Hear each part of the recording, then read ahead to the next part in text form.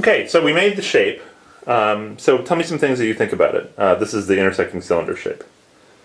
Well, like I thought, you can look at it from like straight up and down. Okay. And see a circle.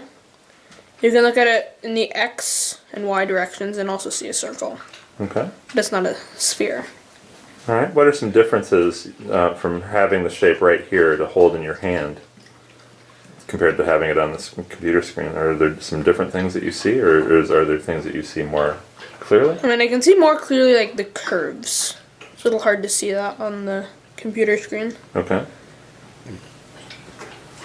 But I think they all curve in the same way.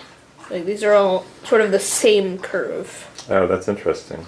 So what does that mean about the shape if it has lots of bits that are the same? It's probably very symmetrical. Yeah, it's a very symmetrical shape. Are there, since we talked about symmetries, are there shapes that you can think of that at least maybe don't have all the symmetries of this, but at least have some of the symmetries of this? Like a cube. You think this has the same? So show me a where you think some of the cube symmetries are.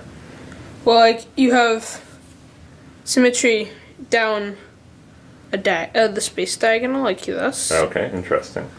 You have symmetry.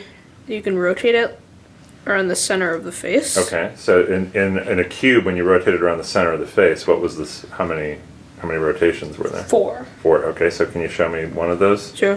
1, 2, 3, 4. Very interesting. Okay.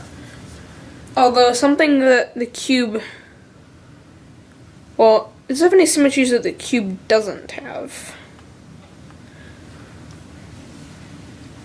I mean, I'm not even sure. Like, you've got a bunch of this diamond pattern. Okay. Yeah, it's a good question. Does it have symmetries that the cube doesn't have? I mean, I don't think it does. It has the rotations around here, and it has the rotations around the diagonal. Okay. If you would call it that. All right. Well, we don't need to go too far into detail on that, but if it has all the same symmetries as a cube, remember I told you the challenge calculus problem is to try to figure out the area of this thing.